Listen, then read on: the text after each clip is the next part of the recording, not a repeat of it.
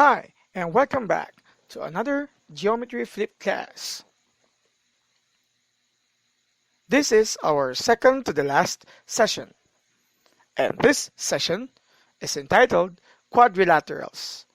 Last time, we've learned what triangles are. Now, we will talk about quadrilaterals. And here are the key terms you need to watch out for. We need to know what is a quadrilateral, a trapezoid, isosceles trapezoid, including a parallelogram, rectangle, square, a rhombus, and what are consecutive and opposite angles in a quadrilateral. Aside from this, we also need to check on these key questions you need to answer later on. Is square a parallelogram? Is square a rhombus? Is square a rectangle? Is rectangle a square? Is rhombus a square? Or is rhombus a trapezoid? Probably you already have some idea, but we are going to answer them later on. Let's start with the basic definition of quadrilaterals, or a quadrilateral is a polygon with 4 sides, 4 angles, and 4 vertices. The sides here in this figure are sides, side AB, or you can use a single letter such as E. The second side is side BC, or you can use the single letter F to denote side F. Aside from this, we also have side CD, or as side G, and the fourth side is side AD, or you can name it as any letter such as letter H. Take note, you can interchange the letters or the vertices of each side. The 4 angles in this figure is or are, let's start first with angle DAB. The second one is angle ABC. We also have angle BCD, and the last and remaining angle, interior angle, is angle CDA. And the 4 vertices of this given quadrilateral are vertex A, B, C, and D. The name of this quadrilateral is quadrilateral ABCD. Now, for quadrilaterals, let's talk about its family tree. Its family tree is in this figure. Just like any family tree, the upper figure is considered to be the main type of quadrilateral, and at the bottom are the next generations. We start first with this given general figure for quadrilateral, and we are going to talk about its specific examples, such as this figure here and the other side. Take note, it's a family tree, so we are noticing a very special relationship here that all quadrilaterals at the bottom has the characteristics of quadrilaterals at the top.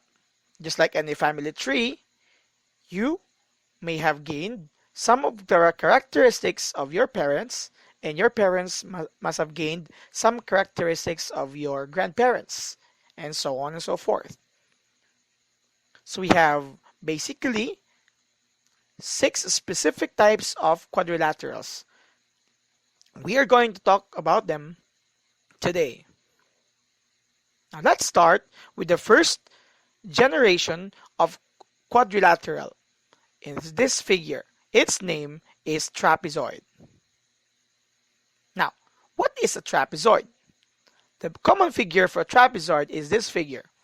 I'll give you 20 seconds to define in your own words what a trapezoid is. You may start.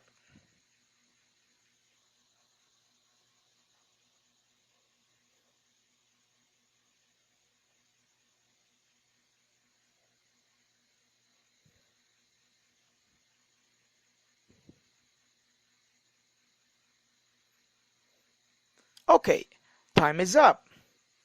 how did you define a trapezoid? Well, if you look at this figure, it's very obvious that a trapezoid has only one pair of parallel sides, and these are the sides at the top and at the bottom. That's for trapezoid, one pair of parallel sides. Let's go back to the family tree of quadrilaterals. We know that the first example of a quadrilateral is named as trapezoid, or has only one pair of parallel sides. And a trapezoid has the next progeny in this figure we call isosceles trapezoid. What made it different from a simple form of trapezoid? Let's find out. For an isosceles trapezoid, this is its common figure. In 20 seconds, please define what an isosceles trapezoid is. You may start.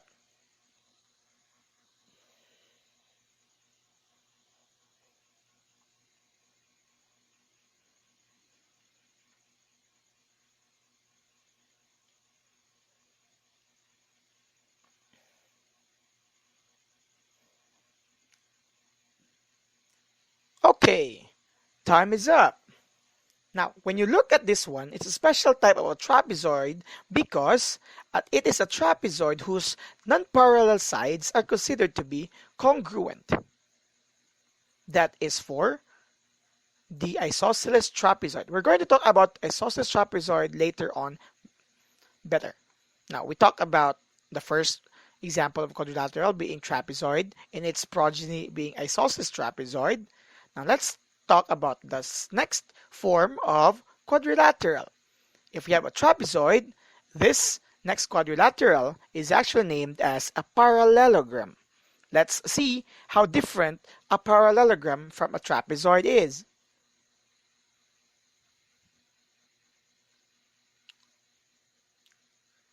A parallelogram has this specific figure.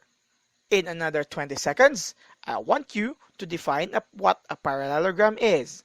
Go.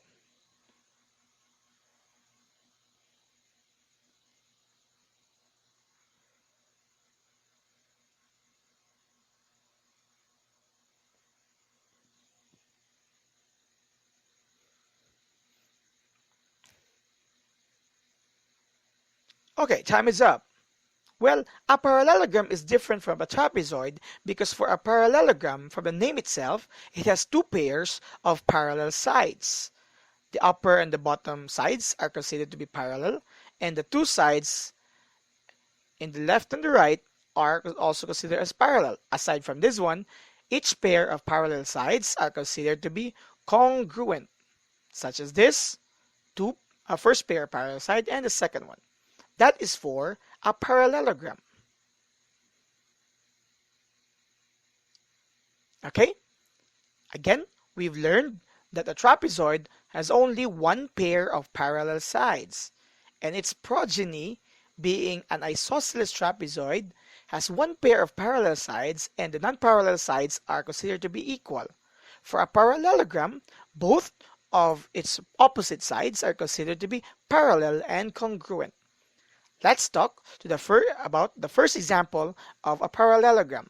We have this as a rectangle. Let's see if you can define rectangle in your own words. I'll give a rectangle in this figure, and you have 20 seconds to again make a definition on what a rectangle is. Go.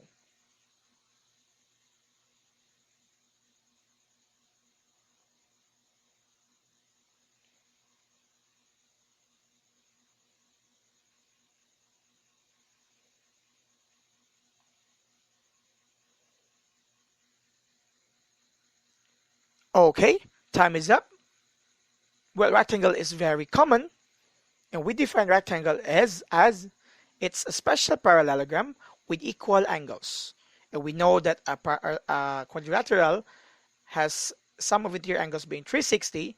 Each of its angles are measured to be 90 degrees or right angles. That's the first type of a parallelogram. Aside from rectangle, we also have the second type of parallelogram. But as a review, again, a trapezoid has only one pair of parallel sides. An isosceles trapezoid has one pair of parallel sides and the non-parallel are congruent.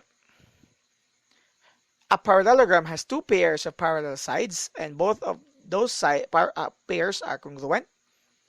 The first example of a parallelogram is a rectangle with equal angles, and the second form of a parallelogram is a parallelogram named as rhombus. Now, let's talk about rhombus, but first, I'll give it as your task.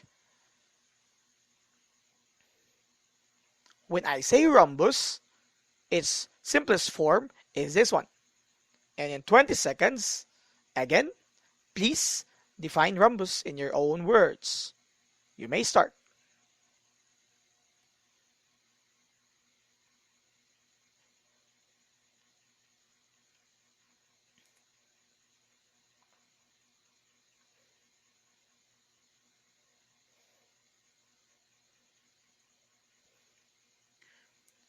Okay, time is up. Now, what makes rhombus different from a rectangle? Well, they are both parallelograms, but for rhombus, it is a parallelogram with equal sides. For rectangle, equal angles. For rhombus, equal sides. So again, this is the family tree. We have the first two examples. We start with trapezoid and its progeny again being isosceles trapezoid. And the second group of quadrilaterals, we start first with a parallelogram, and a parallelogram has three types. We start first with a rectangle with equal angles, and then we have a rhombus with equal sides, and the last form of a parallelogram is a parallelogram which is a combination of a rectangle and a rhombus. Yes, it is a combination of a rectangle and a rhombus, and its name is actually a square. Well, a square must take the relationship of the properties of a rectangle and a rhombus. So let's see what is a proper way or proper definition for what a square is. A square is this figure here. In 20 seconds, please do the same and make your own definition.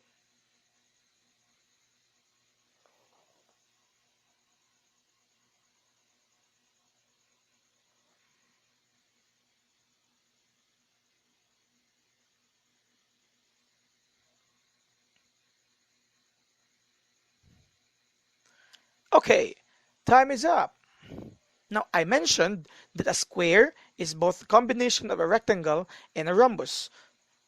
Specifically, a square is a rectangle with equal sides. And a square is also defined as a rhombus with equal angles. So it's simply a parallelogram wherein all of its sides are equal and all of its angles are also equal. A square has all characteristics of a rectangle, parallelogram, and a rhombus. So this completes the family tree of quadrilaterals. A trapezoid has only one pair of parallel sides. Its progeny has only also one pair of parallel sides, but the non-parallel sides are congruent. We have the next group start with parallelogram with two pairs of parallel sides, and it has three basic examples. We start first with the oldest, the rectangle with equal angles, and the other one is a rhombus with equal sides. And if you're going to combine a rectangle and a rhombus, that makes a square.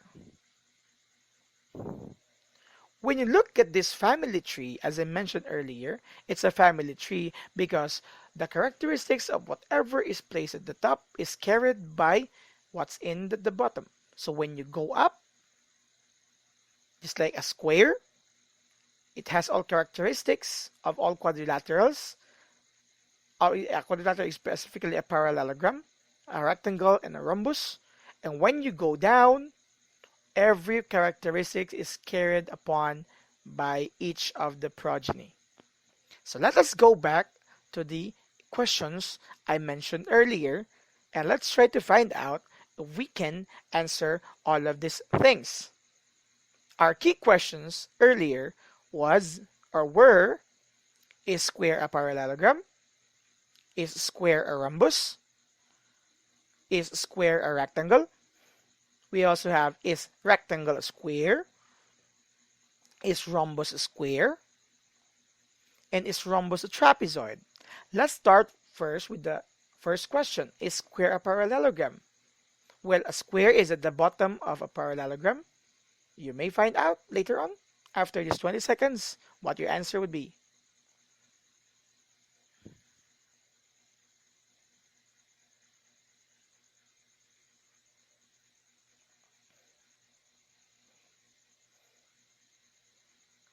Okay, you're done thinking of what the answers are? Let's start with the first question. Is square a parallelogram? A square is located at the bottom of a parallelogram, and therefore it's correct. A square is a parallelogram. It's an example of a parallelogram. Second question, is square a rhombus? Yes, a square is also a rhombus, but specifically a rhombus with equal angles. Is square a rectangle? Yes, you're still correct. It's a rectangle with equal sides. However, when you say, is rectangle a square? Not actually, because a rectangle has equal angles. Yes, a square has equal angles, but a rectangle has no equal side. Not of all its sides are equal, including rhombus. Well, a rhombus may have equal sides, but rhombus has no equal angles. And definitely a rhombus is not a trapezoid because it's simply a parallelogram. Again, when you go up, it's yes. When you go down, it's no. Now, let's talk about the special types of quadrilaterals. Let's start with an isosceles trapezoid. In an isosceles trapezoid, additional information tells us that angles formed with each congruent sides are supplementary, and angles formed with each parallel sides are congruent. Let's try to find out if these are really true in 20 seconds.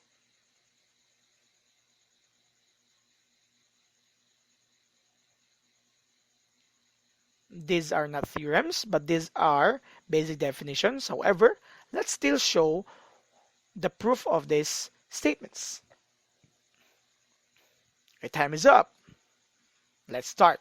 Angles formed with each congruent side are supplementary. Let's talk about the sides and your left and your right.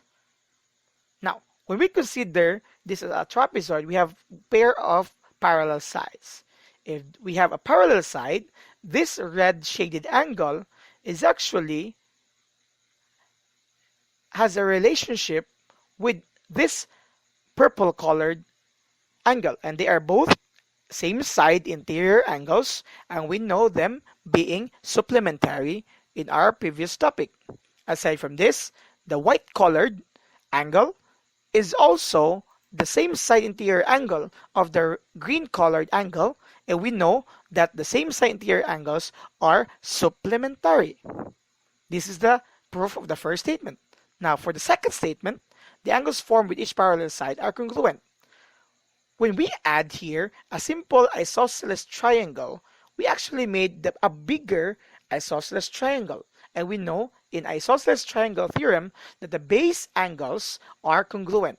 And therefore, the white one has been changed to the red. Now, if red and purple in the other side are supplementary, and the white and green earlier are also supplementary, that means that they are also equal at the top.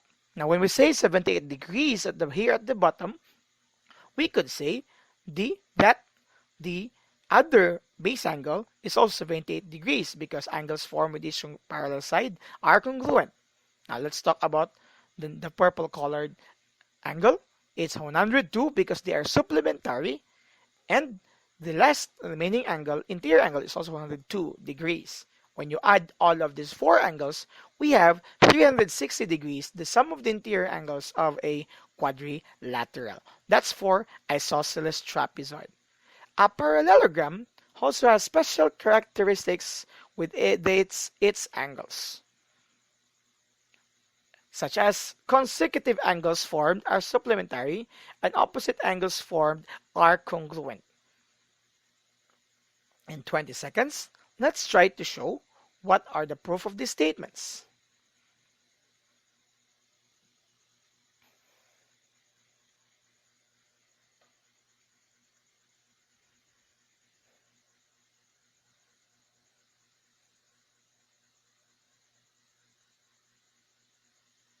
Okay, time is up. Now, consecutive angles in a quadrilateral are angles that are actually consecutive when you count all its vertices. So when we say that this is a parallelogram, the two sides are parallel. And we have this red colored angle, again, as the same side interior angle of the purple colored one. And therefore, they are supplementary and they are both consecutive angles. On the other hand, if these two sides are parallel because we have a parallelogram, we also say that the purple colored angle and the white colored angle are also same side interior angles and therefore they are supplementary. If those two angles are supplementary to the purple colored angle, that means they are just the same. This being, we said, opposite angles formed are congruent. And the remaining angle is supplementary or supplement to any of these red angles, or we can say that it is actually the green one is actually the purple colored angle. They are both opposite angles and they must be congruent. Let's try some values. If we say that the first angle is 78 degrees, that means its opposite angle, the other red one, is also considered to be 78 degrees. Aside from this, we know that consecutive angles are supplementary, so we need only 102 degrees for them to become 180. And that being, the opposite angle is also 102 degrees. And if we're going to add all of these angles, we have 360 degrees, the sum of the interior angles of any quadrilateral. Okay, so these are the key terms you need to remember. What is a quadrilateral? A trapezoid, an isosceles trapezoid, what a parallelogram is, a rectangle, a square, a rhombus, and including the consecutive and the opposite angles in a quadrilateral.